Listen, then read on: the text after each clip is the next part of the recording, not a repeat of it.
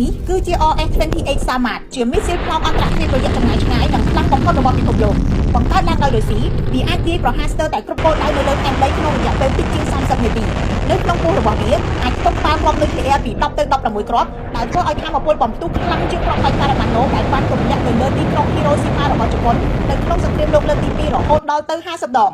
ល្បឿននិងថាមពលដ៏សម្បើមនេះធ្វើឲ្យ RS-28 Samad ក្លាយទៅជាអាវុធដ៏មហន្តរាយបំផុតមួយដែលមិនទាន់មានគូប្រជែងវាមានប្រវែង35ម៉ែត្រនិងទទឹង3ម៉ែត្រប្រៀបដូចជាប៉មដ៏ខ្ពស់បើធៀបទៅនឹងជំហររបស់មនុស្សវាត្រូវបានរក្សាទុកនៅក្នុងរូងក្រោមដីរបស់ប្រទេសរុស្ស៊ីដែលត្រៀមខ្លួនជាស្រេចដើម្បីបាញ់បង្ហោះនៅពេលណាក៏បានក៏ប៉ុន្តែការបាញ់មីស៊ីលនេះមិនសាមញ្ញទេមានតែប្រធានាធិបតីរុស្ស៊ីឬក៏មេយោធាកំពូលប៉ុណ្ណោះដែលអាចបញ្ជាប្រតិបត្តិការបាននៅពេលទទួលបានបទបញ្ជាសញ្ញានឹងត្រូវបញ្ជូនទៅមជ្ឈមណ្ឌលបញ្ជាការនៅរូងក្រោមដីបន្ទាប់មកកូអរឌីណេគោលដៅត្រូវបានបញ្ចូលទៅក្នុងប្រព័ន្ធនាំផ្លូវរបស់មីស៊ីលមន្ត្រី2នាក់ត្រូវចាក់សោបើកប្រតិបត្តិការក្នុងពេលដំណើរគ្នាមុននឹងចុចប៊ូតុងមួយជាជំហានចុងក្រោយបើកផ្លូវឲ្យ RS-28 Samad ហោះទៅរកចំណីរបស់វាតាមប្រព័ន្ធនាំផ្លូវនិងខួរក្បាលដែលបំពាក់នៅក្នុងមីស៊ីលនោះស្រេចមីស៊ីលនេះដំណើរការដោយម៉ាស៊ីនចំនួន3ម៉ាស៊ីនទី1រុញមីស៊ីលចេញពីរូងក្រោមដី2នាទីក្រោយមកម៉ាស៊ីនទី2បន្ថែមថាមពលឲ្យមីស៊ីលហោះទៅកម្ពស់50គីឡូម៉ែត្រពីដីក្នុងល្បឿន12000គីឡូម៉ែត្រក្នុង1ម៉ោងលឿនជាងល្បឿនសំឡេង10ដងប្រហែល10នាទីក្រោយមកម៉ាស៊ីនទី3នឹងរុញមីស៊ីលទៅកាន់លំហអាកាសប្រហែលជា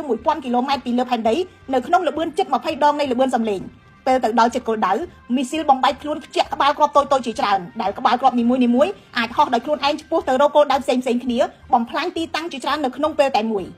បើទោះបីជា RS-28 Samad មិនអាចបំបាំងកាយបានក៏ប៉ុន្តែល្បឿនដ៏លឿនរបស់វានិងការបញ្ចេញក្បាលគ្រាប់ច្រើនដំណើរគ្នានេះអាចបំភាន់រ៉ាដារបស់សត្រូវក្រុមអ្នកវិភាគយោធាលោកខាងលិចនិយាយថា RS-28 Samad តំណាងឲ្យចំណុចកំពូលនៃបច្ចេកវិទ្យាមីស៊ីល